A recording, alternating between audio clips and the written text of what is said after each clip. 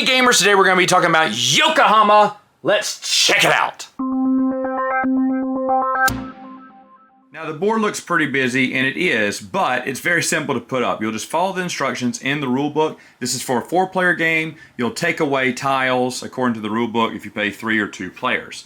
You'll put them in this order with the long tiles matching the scoreboard here, and the shorter ones down below in like a pyramid fashion.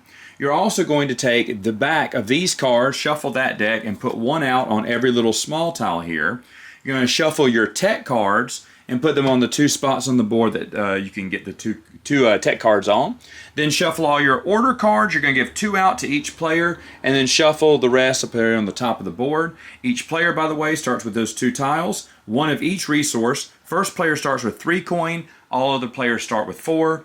And then they're going to have all their things right here on their little player board. They're going to start with this many, about 7, oh I'm sorry, this is 8 little meeples, 2 houses, and 1 big boss where they're going to take their actions. And you're going to have all the resources and everything put away to the side. These little green chits, which I'll talk about later, you'll put them over to the side as well. Start player will get this little purple boat. You're also going to be taking and shuffling out these little tiles that go on the 5 spot marker on all of the smaller tiles there. And you are ready to go. Your starting token will be here, going on the score track here. You're going to take an A, B, and C card, and then shuffle them, put them out randomly right then and there. Those are just ways that you can score in the middle of the game there. And then you're off to go. How it starts is the first player, you can always, on the start of your turn, if you have them available, take 3 meeples and place 1 out in 3 different areas. Or, if you wanted to, just put 2 in 1 area. It's your call each time.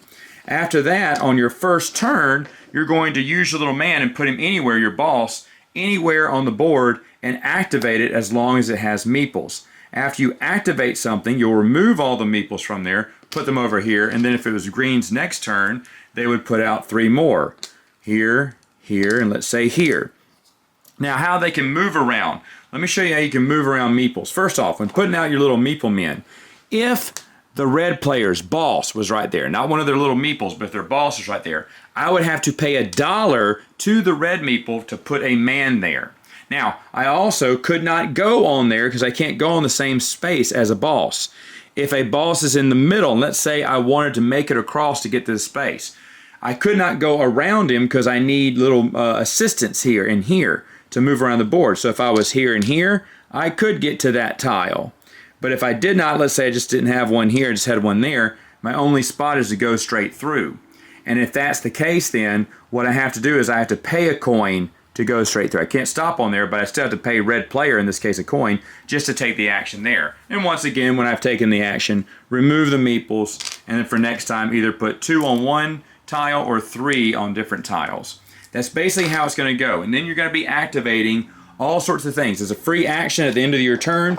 You can basically fulfill any one of these orders or all the orders you want, getting the points, money, another little resource called imports that you can get, filling up various contracts or on the board.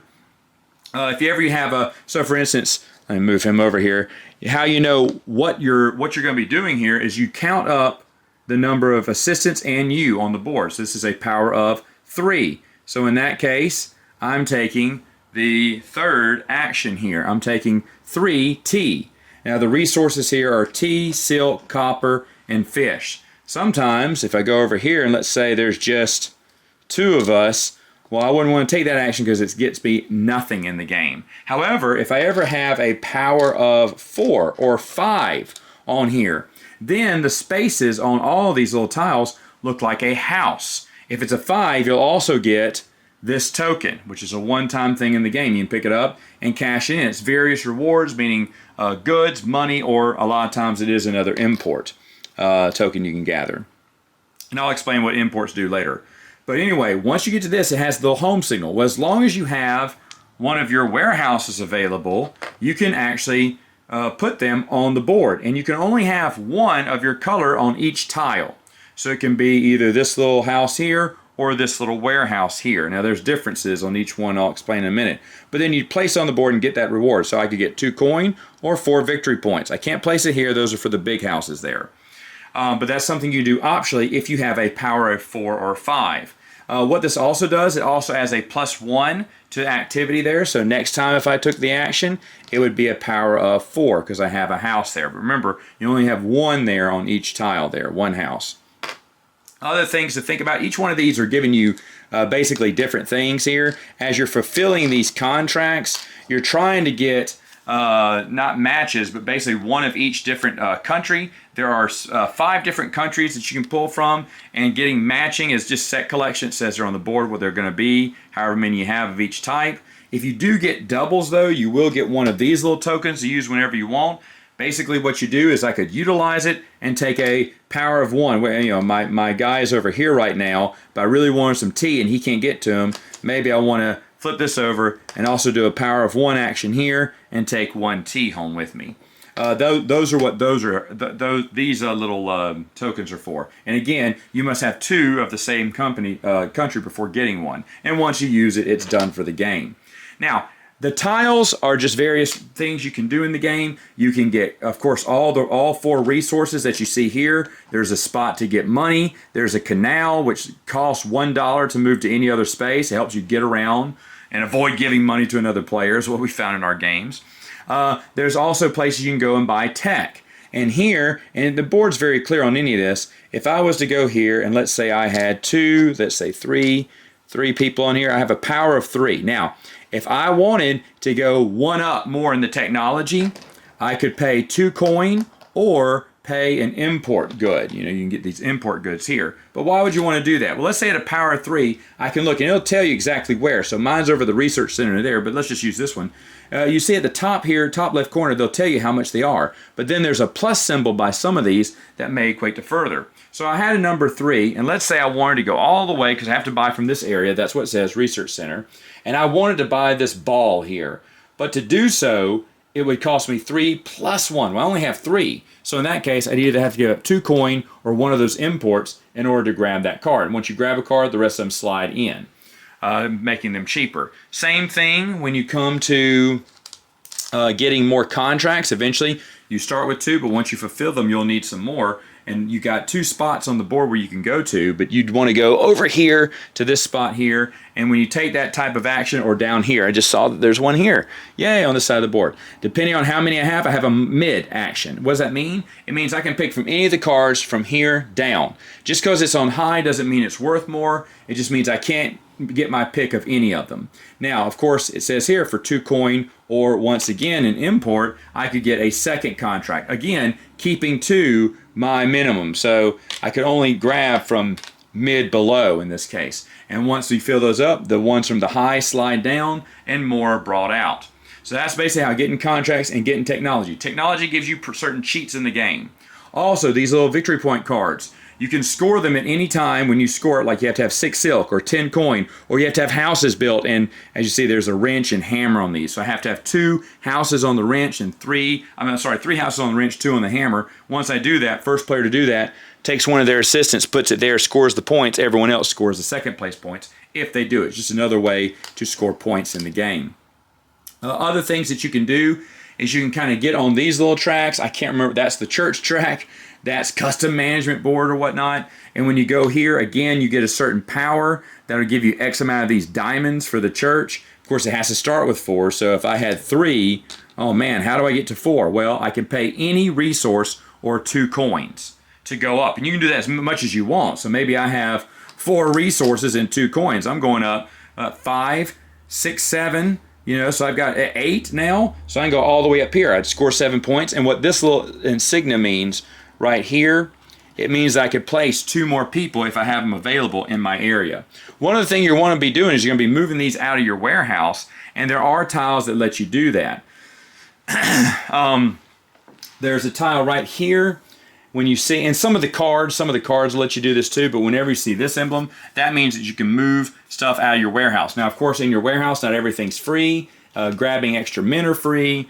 But if you're looking at grabbing extra houses, they each cost 2, and then these warehouses at the bottom go up in value the more you get. But now, why would you want to lay down one of these? Well, first off, not only are you getting some big points on the board, but additionally to that, anyone who activates it, not your color, but if anyone else was to activate this, it would always generate me $1. So you'll get money the faster you can get these down here.